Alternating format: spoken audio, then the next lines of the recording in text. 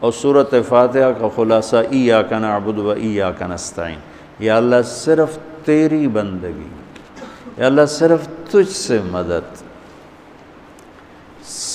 ایاک سارے طرفوں سے، وَإِذَا سَأَلْتَ فَاسْأَلِ اللَّهِ وَإِذَا اسْتَعَنْتَ فَاسْتَعِنْ بِاللَّهِ، ایاک کہ یا اللہ صرف تیری بندگی اور یا اللہ صرف تجھی سے مانگنا، تیرے آگے جھولی بھر، دنیا بھی اسی سے مانگنی ہے اور آخرت بھی اسی سے مانگنی ہے۔ اللہ نے ہمیں دنیا پہلے سکھائی، آخرت بعد میں سکھائی۔ ربنا آتنا فی الدنیا حسنۃ وفی الآخرۃ حسنۃ وقنا عذاب النار۔ تو سارے آسمانی کتابوں کا خلاصہ یہ ایک جملہ ہے، ایاک نعبد۔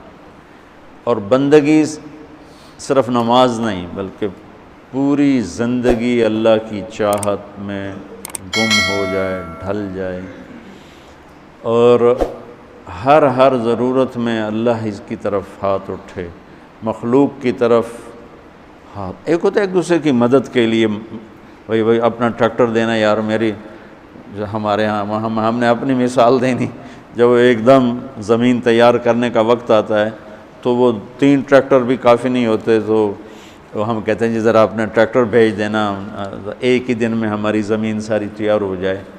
یہ ایک دوسرے کی امداد باہمی ہے، بے بس ہے، صرف اللہ ہی کر سکتا ہے۔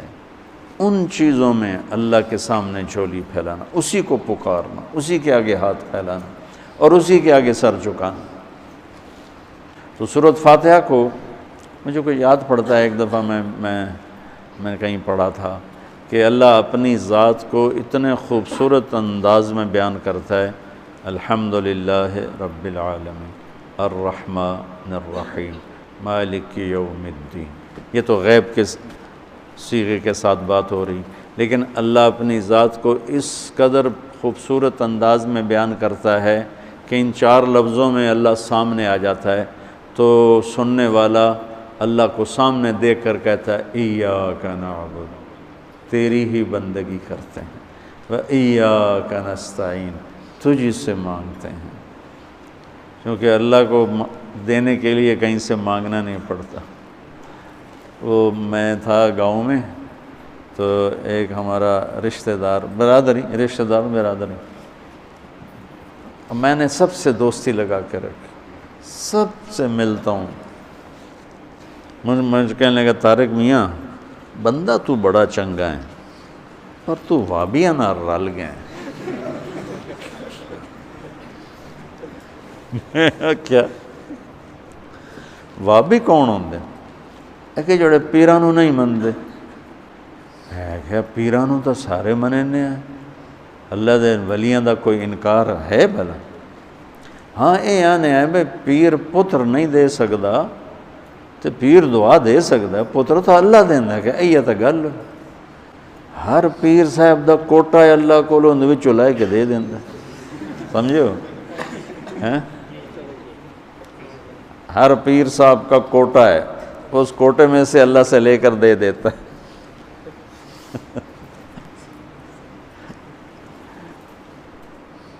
علم و باج کرے فقیری، کافر مرے دیوانہ ہو، ساسے وریاں کرے عبادت کلو اللہ تو رہے بیگانہ ہو۔ سلطان باہو رحمۃ اللہ علیہ کے 2 بول ہیں۔ تو ابراہیم علیہ السلام نے آگ میں جاتے ہوئے جبریل اور ہوا کے فرشتے کو کہہ دیا تھا اما الیک فلا واما الی اللہ فنعم ایاک نعبد و ایاک نستعین۔ اللہ تعالیٰ نے اپنی ذات کو اس خوبصورت انداز میں پیش کیا کہ جیسے ہم اللہ کو دیکھ کر کہہ رہے ہیں ایاک نعبد و ایاک نستعین، یا اللہ صرف تیری بندگی کریں گے، یہ سر اور کہیں نہیں جھکے گا، اور یا اللہ صرف تجھ سے مانگیں گے اور کسی سے نہیں مانگیں گے۔ قرآن وہ میں نے پہلے ایک مثال سے بتا دیا، یہ استعانت بالغیر نہیں ہے، بھائی مجھے قرض چاہیے اب مجھے 1 لاکھ روپیہ دے دیں، یہ اس میں نہیں آتا ہے۔ میرے نبی قرضہ اٹھاتے تھے، میرے نبی نے جنگ کے لیے تلوار اٹھائی، زرہ پہنی، اسباب کی دنیا ہے، اسباب کا اختیار کرنا اور چیز ہے۔ اور جن چیزوں میں اللہ کے سوا کوئی کرنے والا نہیں وہ لوگوں کے سامنے ہاتھ پھیلا دینا۔ ادھر ہم لیا گئے تو وہاں ایک پیر جگی گدی تھی، تو ان کے پیر صاحب سے ملاقات کی، انہوں نے بہت محبت کی، تو ہم فاتحہ پڑھنے گئے تو وہاں ان پڑھ عورتیں بیٹھے، پیر جگی پتر دیویں آ، پیر جگی پتر دیویں آ۔ اللہ ان کو معاف کر دے گا، ان کو پتہ ہی کوئی نہیں ہے کہ پتر کون دیتا ہے، وہ سمجھو پیر ہی دیتا ہے، پیر جگی پتر دیویں آ۔ تو استعانت صرف اللہ سے۔ اگر آپ نماز کی عادت ڈال لو نا، آپ پڑھتے ہو لیکن ہر حاجت میں مصلی پہ آ جاؤ، پھر آپ کو ایاک نستعین کا مزہ آئے گا۔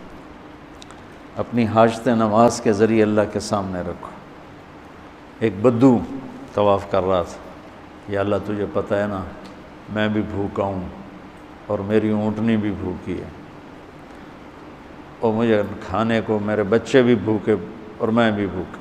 ایک آدمی ساتھ سن رہا تھا تو اس نے جلدی سے اپنے تھیلی نکالی درہموں کی، کہ میرے بھائی قبول فرما، کا پیچھے ہٹ، تو اس سے لینا ہوتا تو اس کے گھر میں آتا، جس کے گھر آیا ہوں اسی سے لینا، چل چل مجھے نہیں چاہیے۔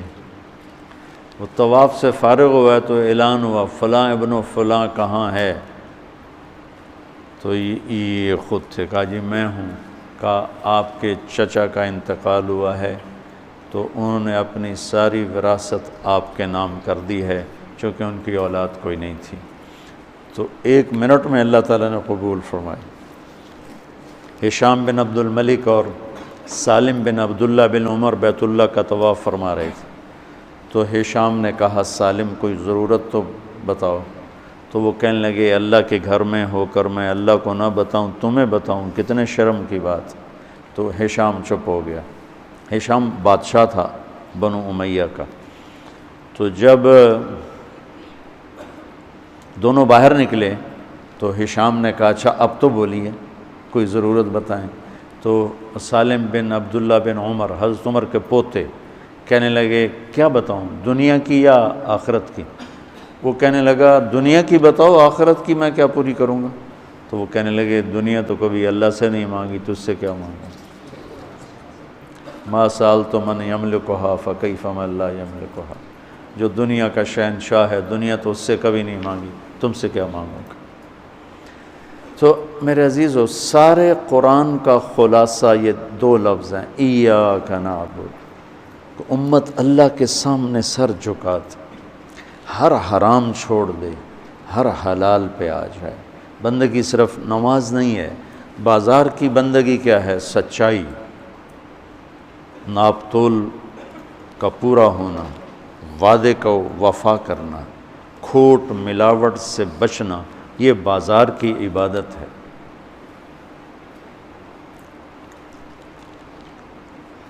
اقتدار کی عبادت کیا ہے؟ ظلم سے بچنا، اپنی طاقت سے کسی پہ ظلم نہ کرنا، انصاف کو ہاتھ سے نہ جانے دینا۔ وکالت کی، عدالت کی عبادت کیا ہے؟ ظالم کا ساتھ نہ دینا۔ سیاست کی عدالت کی عبادت کیا ہے؟ دنیاوی مفاد نہ اٹھانا، بلکہ قومی مفاد کے لیے اپنے آپ کو پیش کرنا۔ گھر کی بندگی کیا ہے؟ ماں باپ ہیں تو ان کی آنکھوں کی ٹھنڈک بننا، بیوی ہے تو اس کے دامن کو خوشیوں سے بھرنا، اولاد ہے تو ان کو ایسی محبت دینا جیسے میرے نبی حسنین کو دے کر گئے تھے۔ یہ اس طرح عبادت پھیلی ہوئی ہے۔ بہن بھائی ہیں تو ان کے ساتھ شیر و شکر ہو کے رہنا، ان کی کمیاں زیادتیوں سے درگزر کرنا، یہ ایاک نعبد ہے۔ صرف نماز کے اندر نہیں ہے ایاک نعبد، بلکہ پوری زندگی ایاک نعبد ہے۔ تو میں کہا کرتا ہوں سچائی، دیانتداری اور انصاف، یہ 3 چیزیں اگر آپ کے اور میرے اندر ہیں تو ہماری پوری زندگی عبادت بن جائے گی، پوری زندگی بندگی بن جائے گی۔ وَإِيَّاكَ نَسْتَعِينُ، جب اس کے سامنے سر جھکاؤ گے پھر ہاتھ اٹھاؤ گے تو مزہ بھی آئے گا، مانگنے کا بھی، اس کے دینے کا بھی۔ اس کو کون سا کہیں سے لینا پڑتا ہے؟ جو وہ نباتہ بن یزید نخی رحمۃ اللہ علیہ تابعین میں سے ہیں، اللہ کے راستے میں جا رہے تھے، گدھا مر گیا تو نیچے اتر کے 2 نفل پڑھ کے کہنے لگے یا اللہ تو بے نیاز ہے، تجھے تو کسی چیز کی ضرورت نہیں اور میں تو مسافر ہوں، مجھے اس کی ضرورت ہے، اسے زندہ کر۔ اور ایک چھڑی ماری، قم باذن اللہ، گدھا اچھل کے کھڑا ہو گیا۔